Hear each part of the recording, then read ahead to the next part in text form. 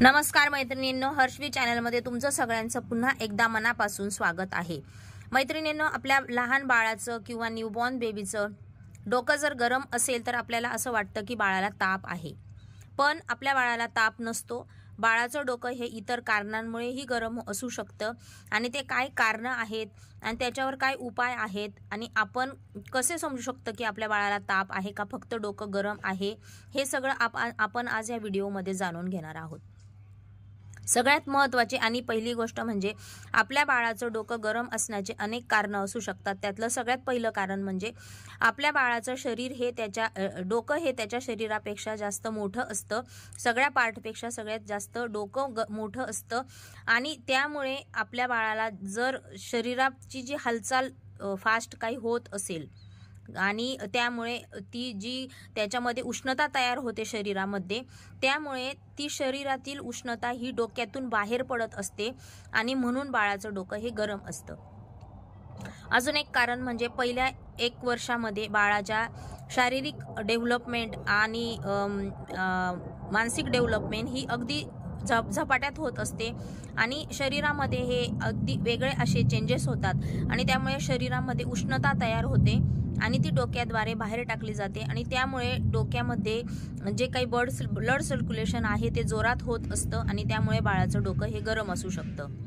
अजून एक कारण म्हणजे बाळाला जर तुम्ही जास्त कपडे घातलेले आहेत किंवा गरम रूममध्ये ठेवलेला आहे, आतल्या रूममध्ये ठेवलेला आहे, हवा लागत नसेल तरीही बाळाचं डोकं सगळ्यात पहिले गरम असू शकतं। कारण घाम जो येतो तो जर योग्य प्रमाणात शरीराच्या बाहेर पडला नाही तर तो डोक्याद्वारे बाहेर पडेल आणि जर बाहेर पडला नाही घाम तर डोकं हे गरम लागेल आपल्याला। त्यामुळे बाळाचा घाम हा बाहेर पडायला पाहिजे, जेणेकरून बाळाचं डोकं हे जास्त गरम लागणार नाही, घाम बाहेर पडल्यावर थंड वाटायला मदत होईल। अजून एक म्हणजे बाळाचे जेव्हा दात येतात तेव्हा त्याच्या जबड्याबरोबर संपूर्ण शरीरापेक्षा डोक्याची किंवा जबड्याची जोरात हालचाल होत असते आणि त्यांना थोडंफार पेन वगैरे असतं आणि त्यामुळे बाळाचं डोकं हे गरम लागतं। जर आपल्याला वाटत असेल की बाळाला दात येत आहेत आणि त्यामुळे ताप आलेला आहे तर ते चेक करण्यासाठी फक्त डोकं गरम असणं गरजेचं नाहीये। त्यांच्या शरीराचं थर्मामीटरने व्यवस्थित टेम्परेचर चेक करायचं।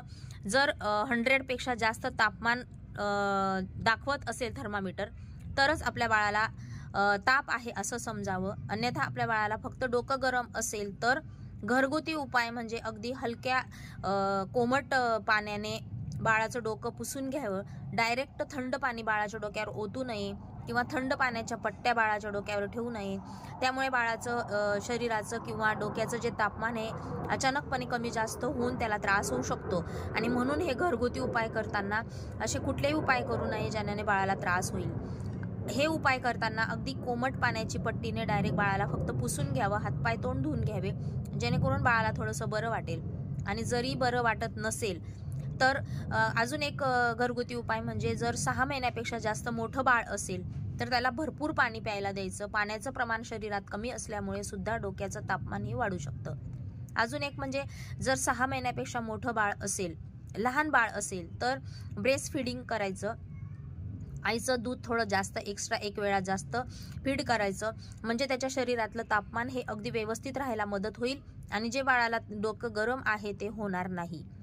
तरी सुद्धा बाळाचं डोकं जास्तच गरम लागत असेल शरीरापेक्षा, तुम्हाला काहीतरी वेगळं वाटत असेल, बाळ चिडचिड करत असेल, रडत असेल, खात पीत नसेल, खेळत नसेल तर डॉक्टरांना जरूर दाखवावं। कारण जर बाळाला खरंच ताप आलेला असेल तर हे सगळे सिम्पटम बाळामध्ये दिसतील, अन्यथा बाळ फक्त डोकं गरम लागत आहे आणि अगदी स्वस्थ आहे, खेळत आहे, खात आहे, ब्रेस्ट फीड करत आहे, सगळ्या गोष्टी व्यवस्थित करत असेल तर डॉक्टरांकडे घेऊन जायची गरज नाहीये आणि फक्त डोकं गरम आहे म्हणून टेन्शन घ्यायचं काम नाहीये। जर बाळ याच्यातले कुठल्याही गोष्टी करत असेल आणि अंग खूप जास्त गरम असेल तर टेम्परेचर चेक करून बाळाला डॉक्टरांकडे घेऊन जावं।